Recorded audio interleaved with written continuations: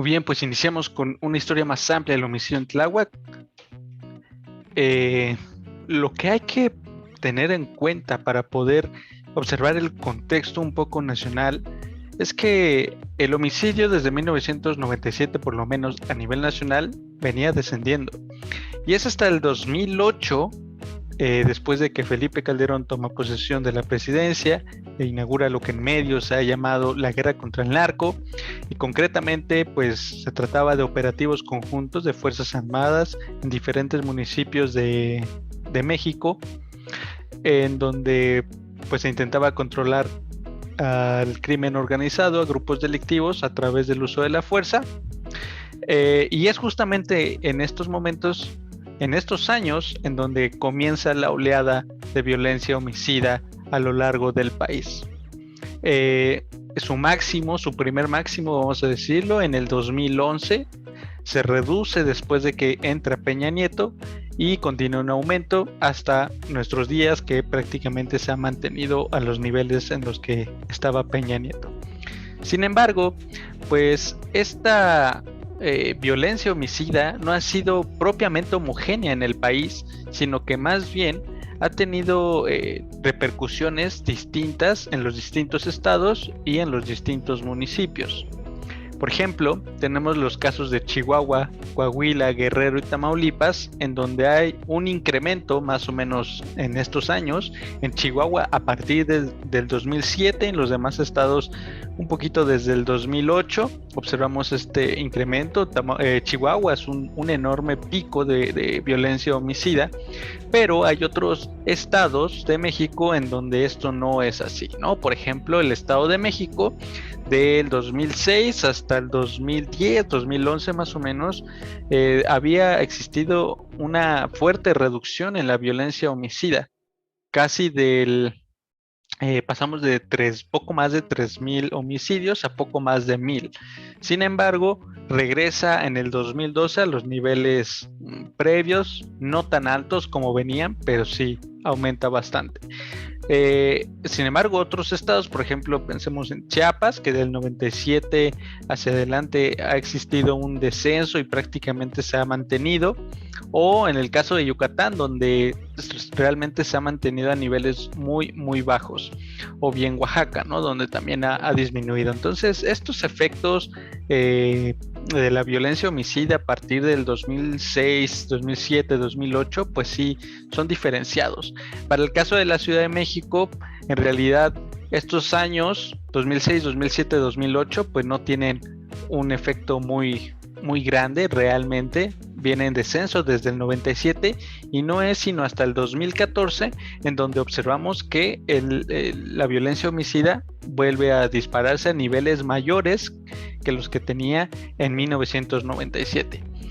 Pero de nuevo, esta violencia homicida ya dentro de la Ciudad de México, dentro de las alcaldías, pues se mueve bastante, es diferenciada igualmente.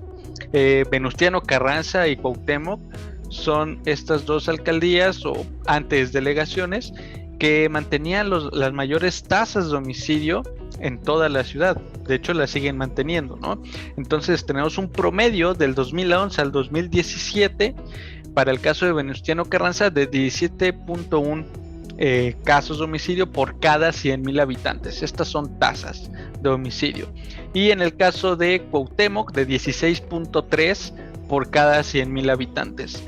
Tláhuac, si bien no está dentro de los, vamos a decir, de los primeros 4, Venustiano Carranza, Miguel Hidalgo, Iztapalapa, GAM o Cuauhtémoc, de los primeros 5, pues tampoco está dentro de los más bajos, sino que está en un nivel, vamos a decirlo, intermedio, con un pico aquí en el 2014 y también en el 2017, que es muy parecido al 2013, bueno, es la misma tasa de homicidios por cada 100,000 habitantes, pero pues tenía poca tasa de homicidios. Sin embargo, pues hay muchos otras alcaldías como Magdalena Contreras, como Tlalpan, como Coyoacán o Coajimalpa, en donde realmente las tasas de homicidios pues son bajas. Entonces Tláhuac está más bien como en un problema respecto a las tasas de homicidios pues intermedio, ¿no? Quizá habría que hacer más investigación para poder observarlo con mayor precisión, porque tenemos en Tláhuac pocos habitantes, ¿no? 380,000 aproximadamente, no como Iztapalapa, que tiene 1,800,000.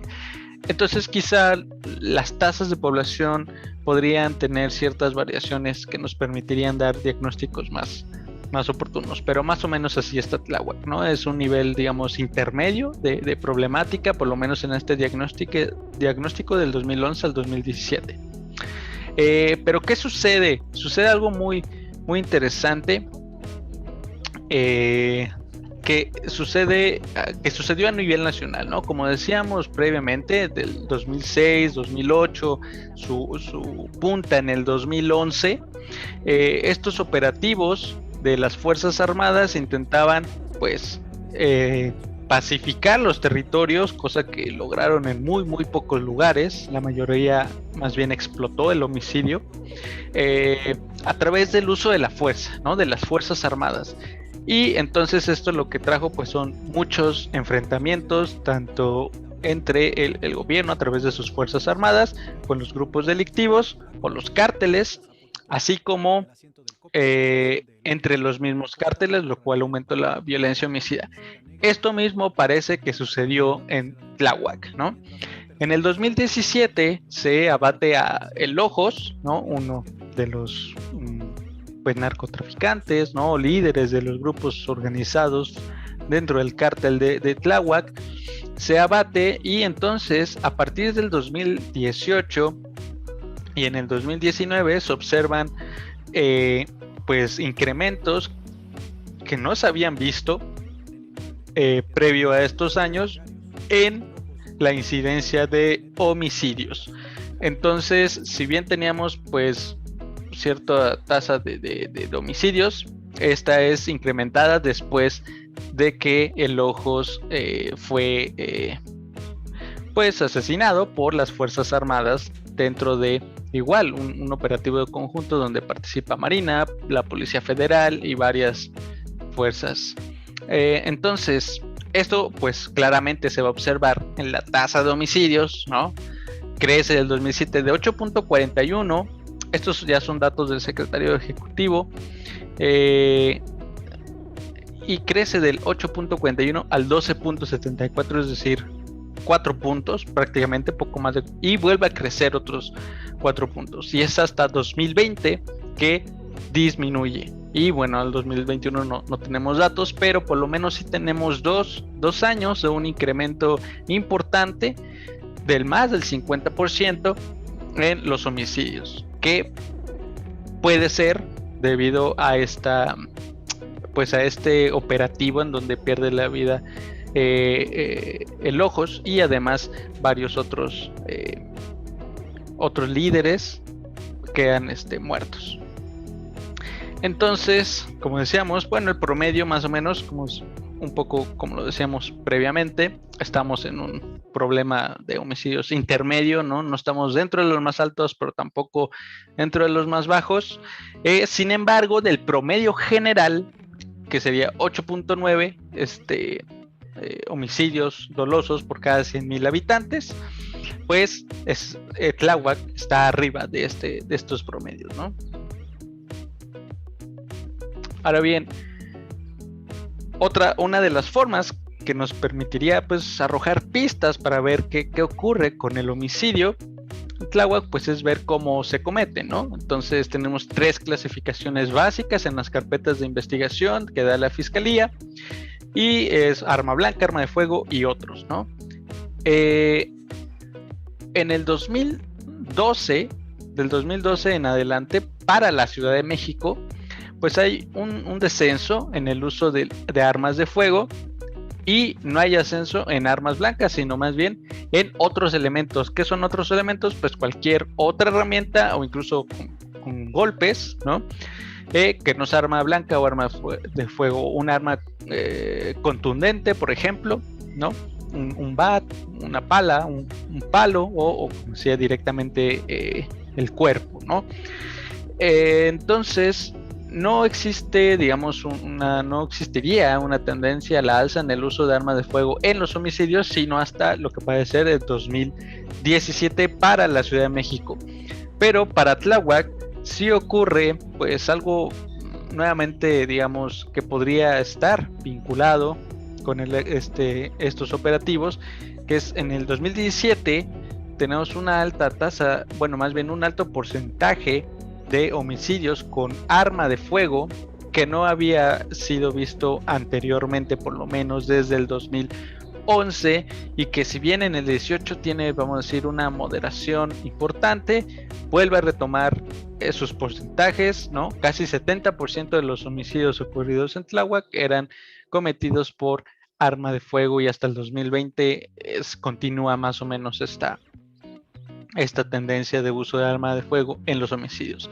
Otra forma en la que podemos observar un poco los homicidios, pues es no solo el arma de fuego, sino, bueno, por un lado, cómo ocurren y cruzándolo con qué tipo de arma se utilizó. Hay un sesgo claro periodístico porque, por ejemplo, según esta recopilación de 31 noticias que vienen desde el 2016 hasta el 2020, pues la mayor parte de estas noticias son recogidas solo,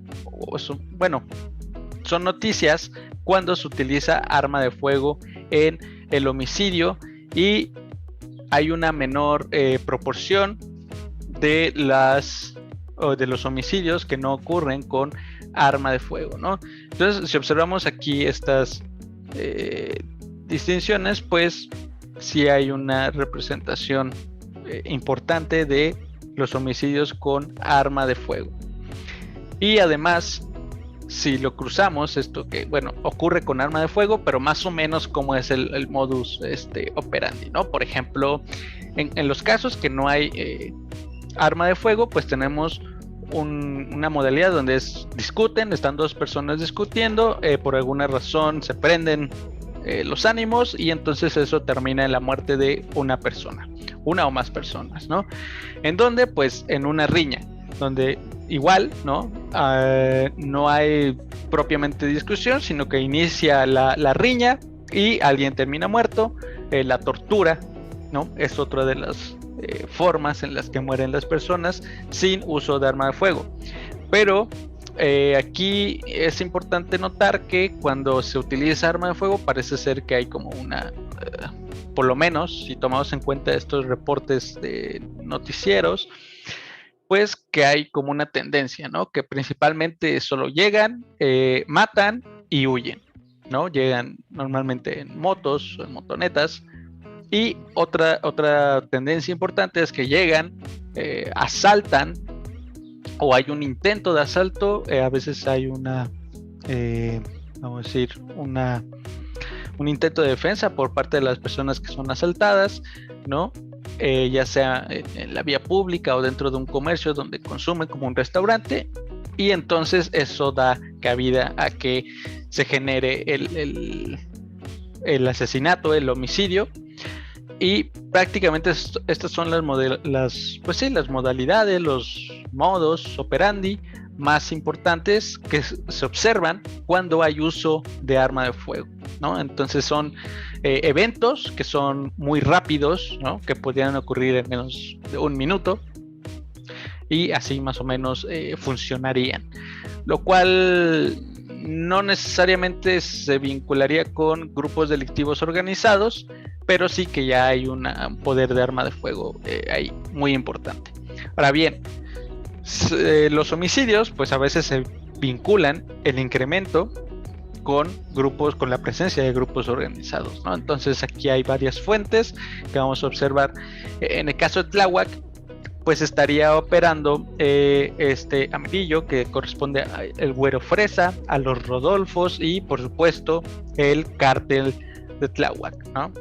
Esto es de la Secretaría de la Seguridad Ciudadana, y el mapeo lo hace LSR Noticias. Aquí este punto es importante porque el título nos indica, no se trata de cárteles, sino de grupos delictivos. La fuente es el Universal, y pues se trata de estos momentos en donde estaba Mancera gobernando como jefe de gobierno en la Ciudad de México. Y entonces, pues es importante decir que es un cártel, ¿no? Que es un grupo delictivo. Propiamente el cártel, pues es un concepto de la economía. El cártel se refiere a un cuerpo económico, una estructura económica, una empresa, ¿no? Que tiene la capacidad, por ejemplo, de controlar precios, ¿no? Y los precios los puede controlar a través de, por ejemplo, puede controlar la cantidad en la producción, qué tanto se produce. Puede controlar los espacios del mercado, los territorios, es decir, yo vendo en Tláhuac, ¿no? Yo vendo en Tláhuac marihuana, ¿no? Y tú otro vas a vender nada más en Xochimilco y yo te dejo que solo ahí vendas, ¿no? A través de eso puede controlar, pues, los precios de lo que vaya a vender dentro del mercado. Y hay otras formas, ¿no? Que quizá no necesariamente, bueno, puede ser que sí, puede ser que no, por ejemplo, a través de las patentes, ¿no? En las empresas farmacéuticas, pues el uso de las patentes es muy importante y podríamos pensar que quizá también hay patentes, ¿no? Dentro de de los productos, ¿no? De las drogas que podrían vender los diferentes grupos organizados y a través de estas patentes que quizá tendrían otra forma de operar que las lícitas, pero también controlan los precios del mercado, ¿no? Entonces, ciertamente muy pocos grupos delictivos, eso es cierto, muy pocos grupos delictivos pues pueden convertirse en cárteles, ¿no? Y controlar la producción, controlar la demanda, controlar los territorios del mercado, controlar las patentes, las formas en las que se produce la droga, ¿no? Qué buena calidad o qué tan mala calidad. Ciertamente muy pocos grupos delictivos pueden convertirse en cárteles, ¿no? Entonces esa es la definición más bien formal, ¿no? Aunque en los medios, pues, un cártel es prácticamente cualquier grupo organizado que genera terror, que vende, que está operando en diferentes tipos de tráficos, de personas, de drogas, de armas, etcétera, ¿no? Entonces es complejo decirlo desde el punto de vista periodístico, pero por lo menos desde el punto de vista de este concepto económico, pues definitivamente no son cárteles, ¿no? Lo cual no los hace menos peligrosos en algún sentido. Y según este mapa, pues principalmente en el caso de Tláhuac, que serían el cártel de Tláhuac, y en este caso los pitufos, pues se dedicarían principalmente a narcomenudeo, que es importante. Al ser un narcomenudeo no es un delito federal, ¿no? Sino es lo local quien se encarga. Y extorsión a transporte público, lo cual podría también podría llegar a explicar qué sucede cuando se abate a Lojos y entonces hay en Avenida Tláhuac, pues, algunos bloqueos importantes, ¿no? Aquí también indica que se dedican a la extorsión y al lavado de dinero. Esta última fuente de Eduardo Guerrero, que es me parece que es director de Lantia Consultores, una consultoría pues de seguridad importante, indicaría prácticamente que el cártel de Tláhuac es quien opera principalmente, ¿no? Principalmente como organización ya fuerte en Tláhuac, y más bien alrededor estarían, por ejemplo, los Rodolfos. En Xochimilco no parece tener presencia en Milpalta, según Eduardo Guerrero, en Tlalpan, en Coyoacán, en una parte de Iztapalapa, pero observemos que alrededor, por ejemplo, no sé, sería Chalco o Nezahualcóyotl, opera de forma muy cercana el cártel Jalisco Nueva Generación, ¿no? Entonces este sería un grupo delictivo, pues, problemático para el caso de Tláhuac, porque está bastante cerca territorialmente, ¿no? Bueno, eso sería todo en una historia más amplia del homicidio en Tláhuac, donde intentamos vincularlo con otros procesos. Suscríbanse al canal, sigan en Twitter, en las redes sociales, en Criminosofía, la página de Facebook, y bueno, traeremos más informes de varios tipos, no solo de seguridad, posteriormente. Gracias.